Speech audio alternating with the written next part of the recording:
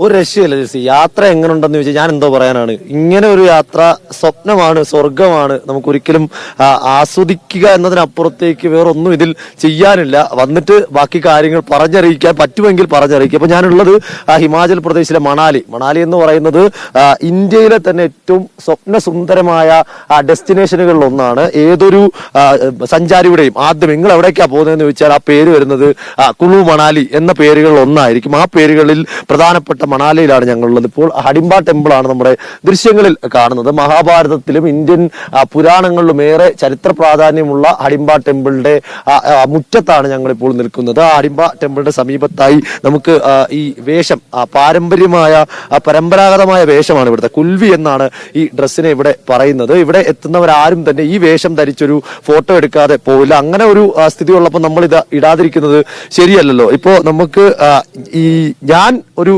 Trailer മാത്രമാണ്. പ്രധാനപ്പെട്ട cinema ഇവിടെയുണ്ട്. ഇടത്തേക്ക് നോക്കി ഒരുങ്ങിക്കെട്ടി രണ്ടുപേരും ഇവിടെ ഉണ്ട്.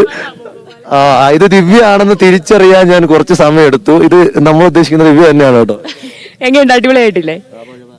കൊള്ളാം, സൂപ്പർ ആയിട്ടുണ്ട്. പക്ഷെ ഇത് ഇട്ട് കഴിയുമ്പോൾ ഭയങ്കര രസമുണ്ട്. ഒരു കുളു യുവതിയെ പോലെ എനിക്ക് അങ്ങ് തോന്നുകയാണ്.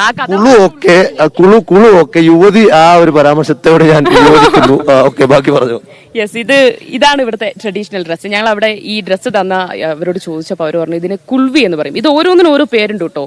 എന്താണ് ധാത്തു, പാറ്റു എന്നൊക്കെയാണ് ഈ ഒരു ഷോളിനും ഈ തലയിലിടുന്നതിനൊക്കെ പേര് പറയുന്നത്. ഇവിടെ വന്ന് ഈ ഒരു ഡ്രസ്സിൽ ഒരു ഫോട്ടോ അത് നിർബന്ധ. അതുകൊണ്ട് ഞങ്ങൾ രാവിലെ വന്നു, ഞാനും സുഹേലും കൂടി റെഡിയായി ഞങ്ങളിങ്ങനെ നിൽക്കുകയാണ്. അപ്പോൾ ഇന്നലെ നമ്മൾ മണാലി എത്തി.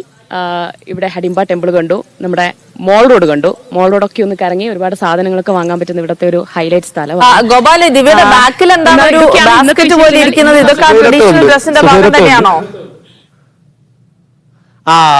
അതെ, ഇവിടെ പൂ പറിക്കാൻ പോയിട്ട് വരുന്ന ഗ്യാപ്പിലാണ് സുഹേരത്ത നമ്മോടൊപ്പം ചേരുന്നത്. സുഹേരത്ത, പൂക്കൂടൊക്കെ ഇടങ്ങോട്ടാ? ഒന്നും പറയണ്ടടാ, നമ്മൾ ഈ ഫോട്ടോസ് എപ്പോഴും മണാലി വരുന്നവരുടെ ഫോട്ടോസ് കാണുന്നുണ്ടല്ലോ ഈ ട്രഡീഷണൽ ഡ്രസ്സൊക്കെ ഇട്ടിട്ട്. അപ്പൊ നമ്മൾ വിചാരിക്കുന്ന ഒരിക്കൽ മണാലി പോകണം, ഇങ്ങനെ ഡ്രസ്സൊക്കെ ഇട്ട് നമുക്കൊരു ഫോട്ടോ എടുക്കണം എന്നൊക്കെ നമ്മളും ഇങ്ങനെ സ്വപ്നം കണ്ടു നടന്നാണ്.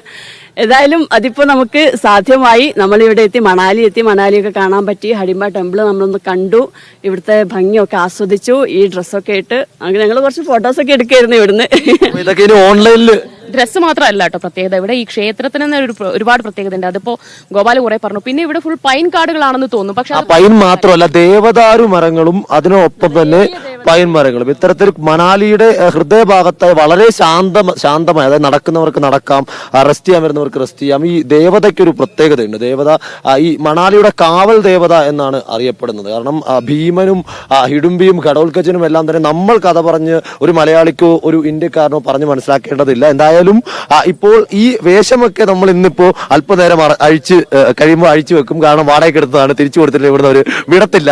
അപ്പോൾ ഇന്ന് ഹിമാചൽ പ്രദേശിലെ നമ്മുടെ യാത്ര ഇവിടെ അവസാനിക്കുകയാണ്. നമ്മൾ ഇവിടെ നിന്ന് ലേയിലേക്കുള്ള ഒരു ഏറ്റവും മനോഹരമായ ഈ നമ്മുടെ യാത്രയിൽ കാത്തിരുന്ന ദിവസം ഇന്ന് വന്നിരിക്കുകയാണ്. ലേയിലേക്കുള്ള ഒരു ഹൈവേ, ഹിമാചൽ പ്രദേശ് ലേ ഹൈവേ. അത് സ്വപ്ന തുല്യമായ റൈഡർമാരുടെ, ബൈക്കർമാരുടെ, യാത്രികരുടെ, സഞ്ചാരികളുടെ ഏറ്റവും പ്രധാനപ്പെട്ട പാതയാണ്. ആ പാതയിലൂടെ നമ്മൾ സർച്ചു എന്ന ജമ്മു കാശ്മീർ ഹിമാചൽ പ്രദേശിന്റെ അതിർത്തിയായ ഏറ്റവും പ്രധാനപ്പെട്ട ഒരു സ്ഥലത്താണ് ഇന്ന് തങ്ങുക. ബാക്കി വിശേഷങ്ങൾ നമുക്ക് വരും ദിവസങ്ങളിൽ വാർത്തകളായും ലൈവുകളായും നേരിട്ടും ഒക്കെ പറഞ്ഞ് മുന്നോട്ട് പോകാൻ ചെയ്യും. പല ഡ്രസ്സുകളിൽ, പല കോസ്റ്റ്യൂമുകളിൽ, പല വേഷത്തിൽ, പല ഭാവത്തിൽ നമ്മൾ വീണ്ടും കാണും. അതെ, ഭാവം മാറും. തീർച്ചയായിട്ടും എന്തൊക്കെ കാണാനിരിക്കുന്നു എന്നുള്ളത് നമുക്ക് കണ്ടു തന്നെ അറിയണം. എന്തായാലും ലേയിലേക്കുള്ള യാത്രയിലേക്കാണ്. ഒരു സ്വപ്നതുല്യമായ യാത്ര തന്നെ ആവട്ടെ. എല്ലാവർക്കും നല്ലൊരു അനുഭവം, പ്രത്യേകിച്ച് നമ്മുടെ വിദ്യാർത്ഥികൾക്ക് കൂടെ നല്ലൊരു അനുഭവമായിരിക്കട്ടെ ഈ അൽപൈനോറ എന്ന് കൂടെ ആശംസിക്കുകയാണ്. അവിടെ നിന്നുള്ള വിവരങ്ങളാണ് നമ്മൾ കണ്ടത്. ശരി.